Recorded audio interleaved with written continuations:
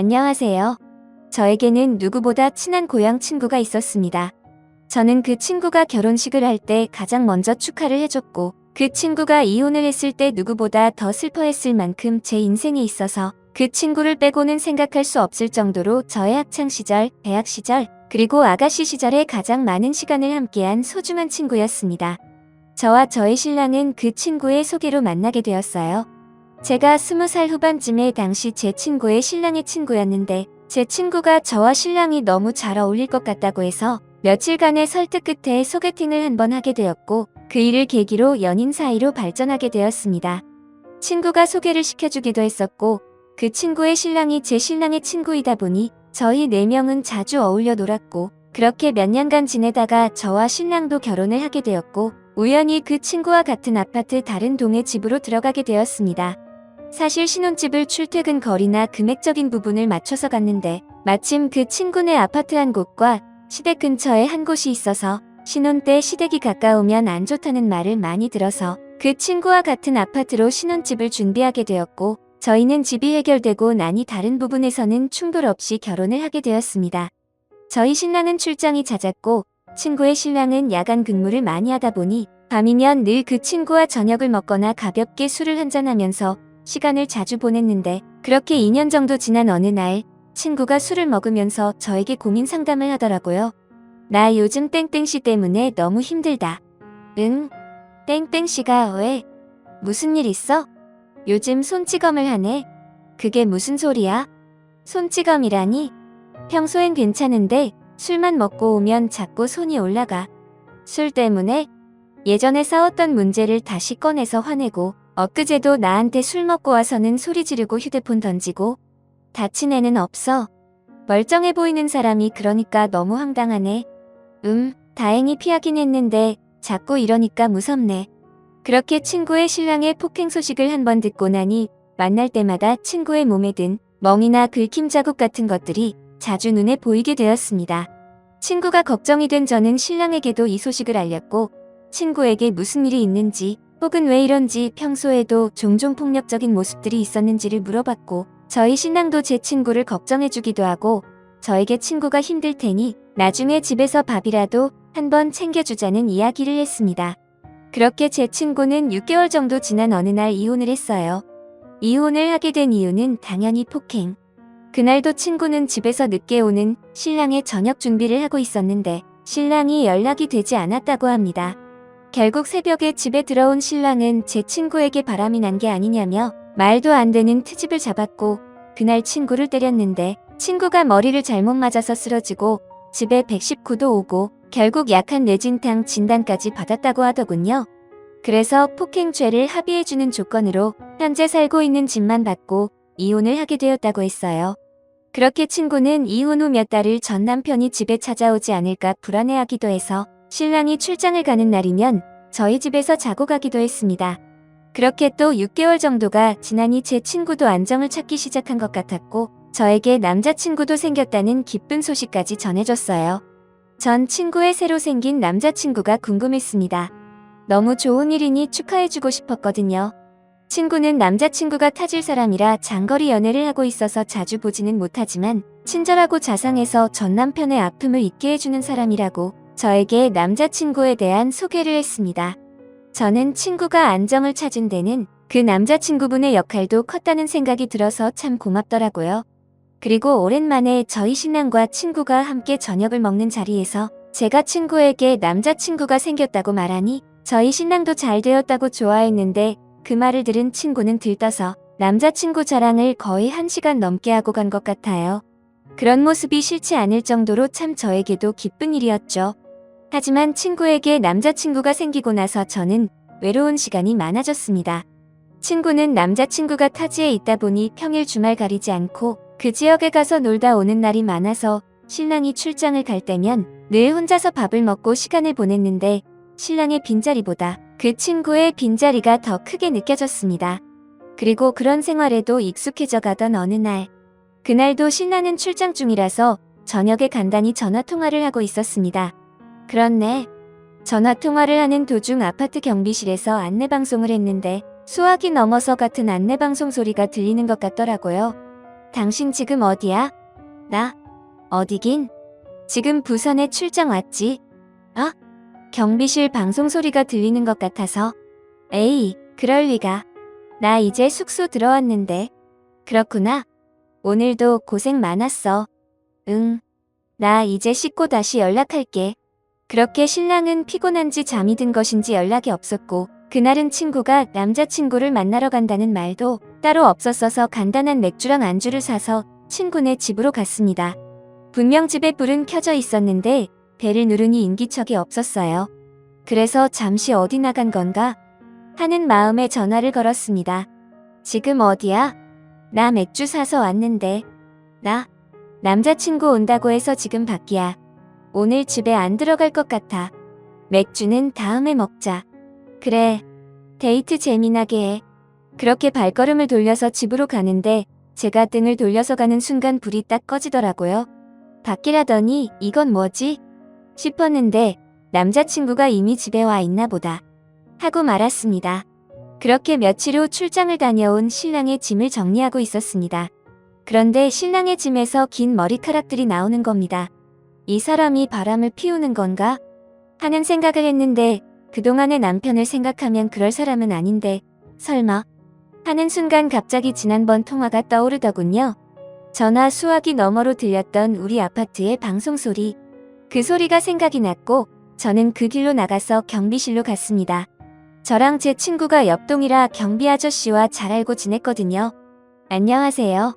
혹시 저 신랑이 요즘 여기 자주 드나들던가요? 아, 안 그래도 말씀드리려 했는데 요즘 왜 신랑분 혼자 다니세요? 아, 제가 요즘 시간이 없다 보니 신랑이 먼저 친구 집에 가서요. 그러시구나.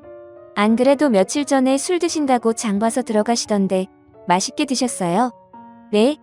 아, 네네네. 잘 먹었죠? 추운 날 감기 조심하세요. 혹시나 했는데 그날 신랑이 제 친구 집에 있었던 거였습니다. 정말 괘씸해져 말이 안 나오더라고요.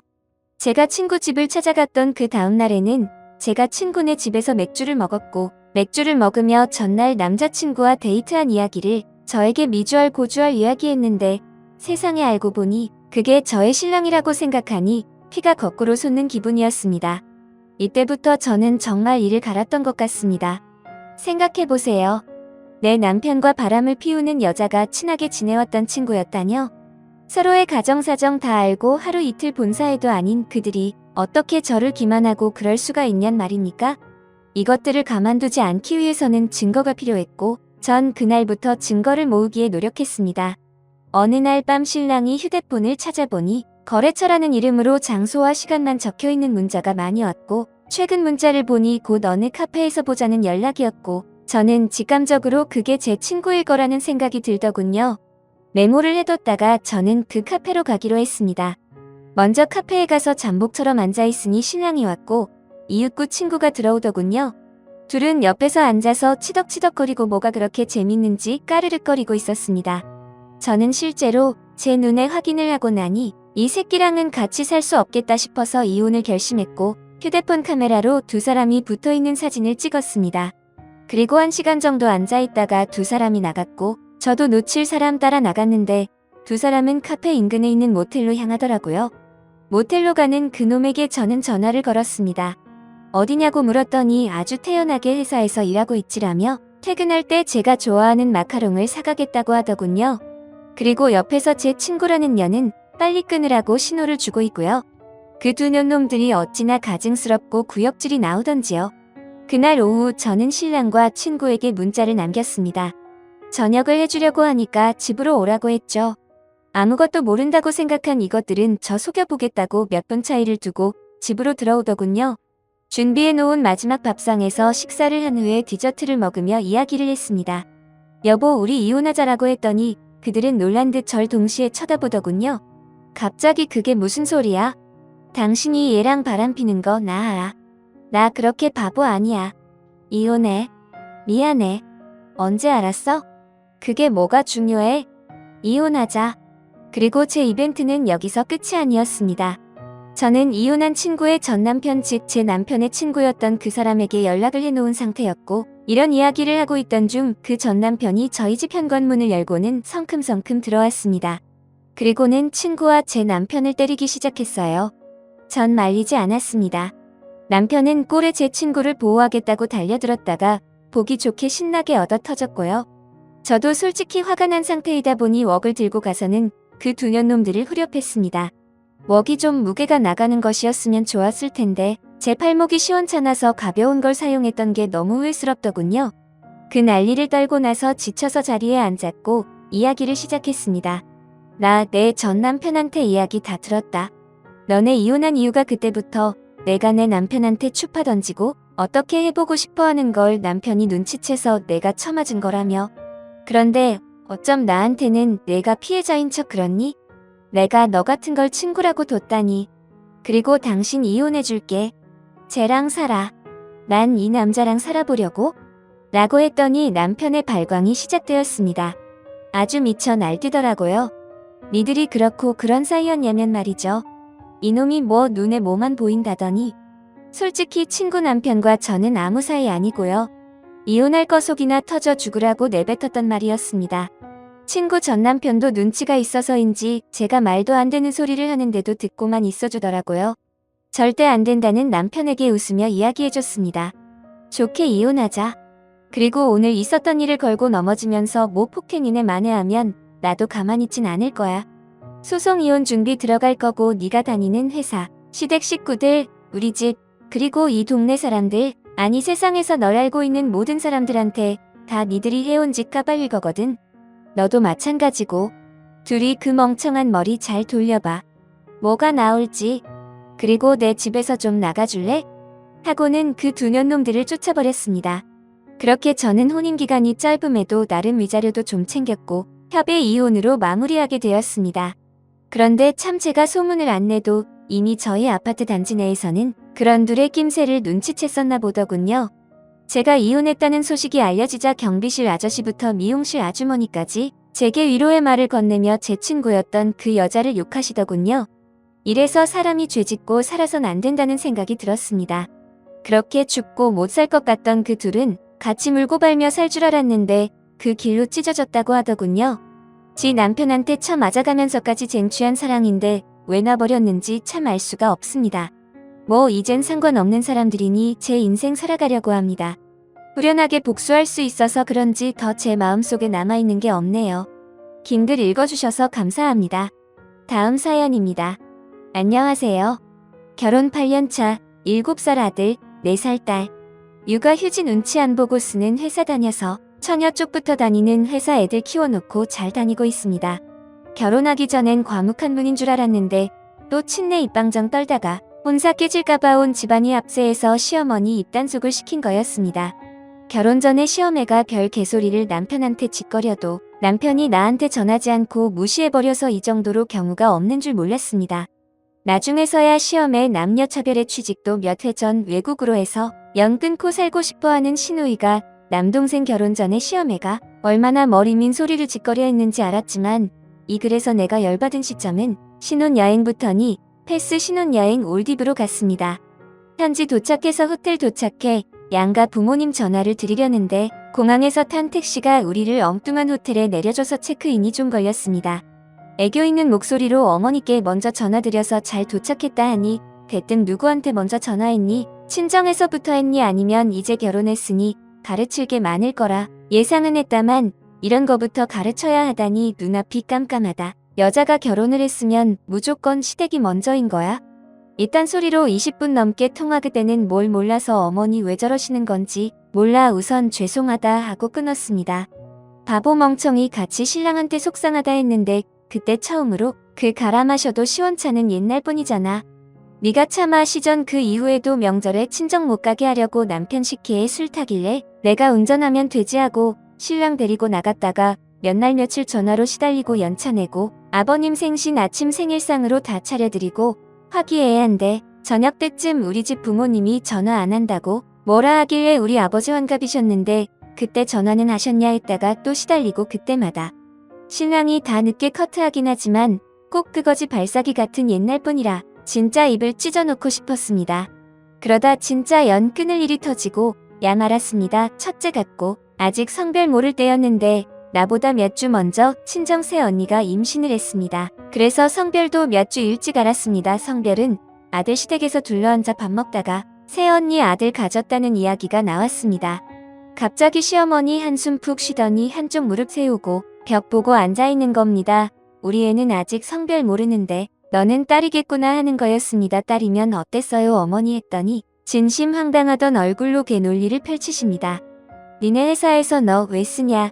회사 잘 굴리라고 쓰면서 돈 주지 너 네가 왜 우리 집에 들인 거 같냐 와서 부모 덕 보고 살려면 값을 해야 할 거 아니야. 여기서 내가 값이라뇨. 진심 몰라서 물었습니다.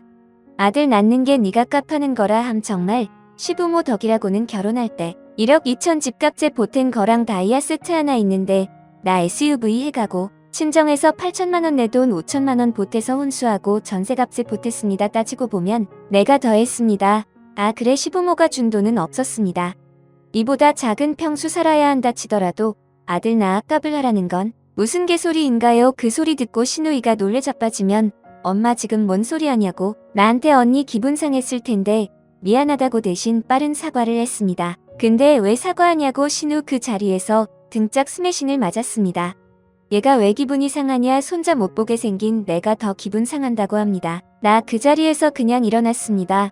시아버님께 정말 죄송한데 먼저 일어난다고 울면서 말했습니다. 허락해달라고. 시아버님이 어서 가라 하며 괴성을 지르는 시어머니에게서 나를 등 떠밀어 구해내셨습니다. 이러는 동안 남편은 한마디도 안 건드렸습니다.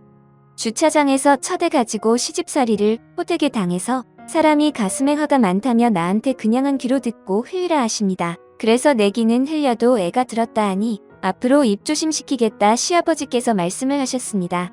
근데 집에 가는 길에 남편 새끼가 꼭 그랬어야겠냐며 엄마는 잘못했지만 아버지 안쓰럽다고 아버지 말대로 엄마 옛날 분이라서 그런 건데 그냥 좋게 넘어갈 수 있지 않았느냐 중얼거렸습니다.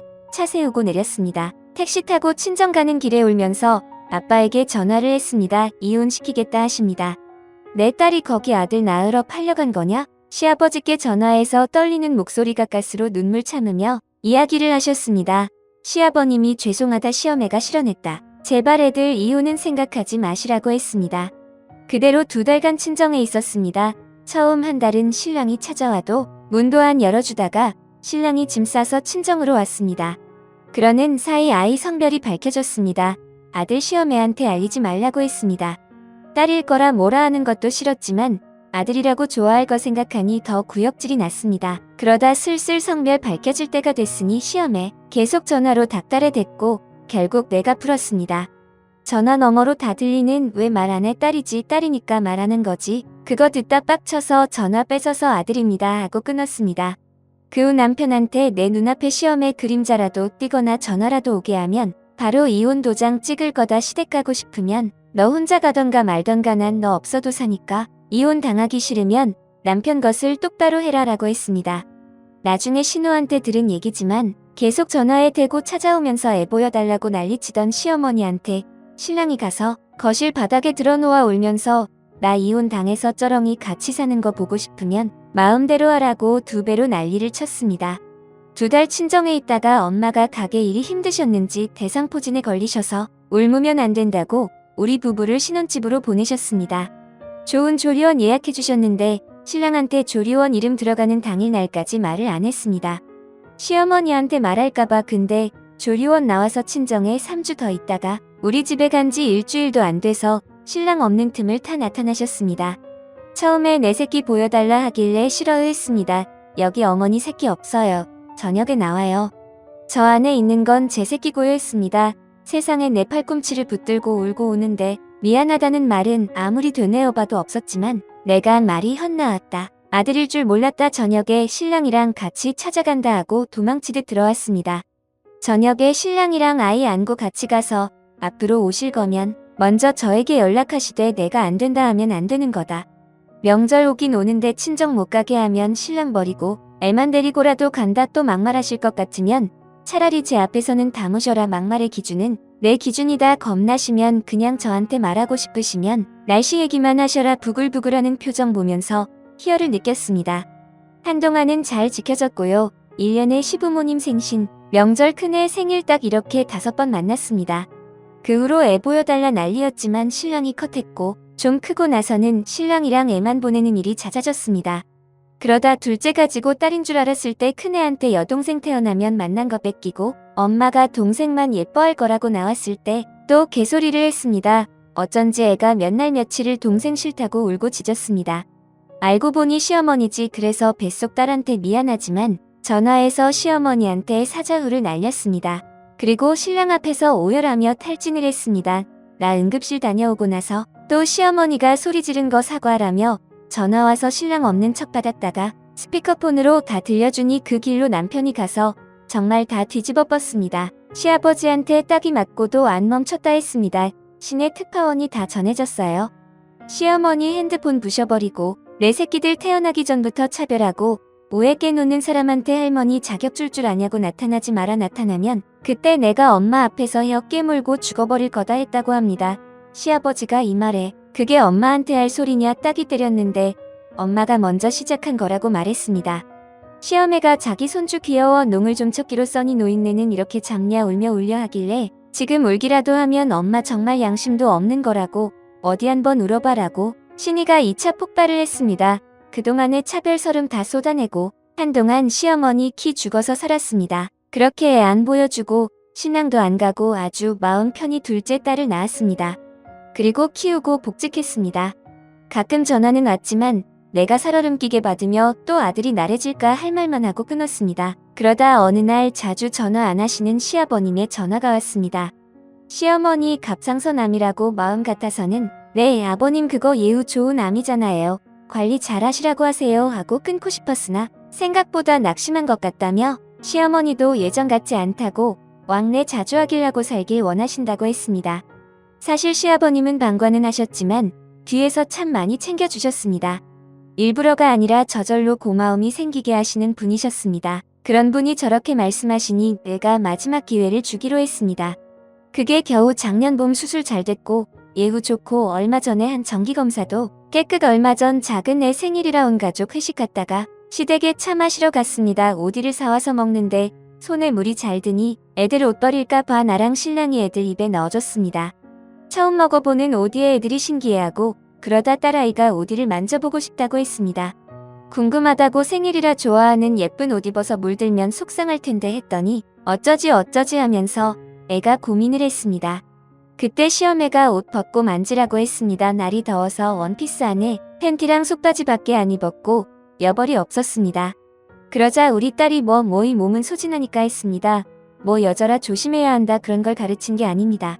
그냥 아들 딸 둘 다한테 아무 데서나 훌렁훌렁 벗고 그러면 안 된다. 소중한 곳은 언제나 깨끗해야 한다 가르치면서 한 말이었습니다. 그러자 시어머니가 가시나 속살에 금칠했나 비싸게 군에 너무 그래도 남자들이 좋아하네. 이게 4살한테 할 소리입니까? 이 소리 할 때 남편은 잠시 차 빼러 갔습니다. 지 아들 없이 나만 있으니 긴장이 풀어졌나 봅니다.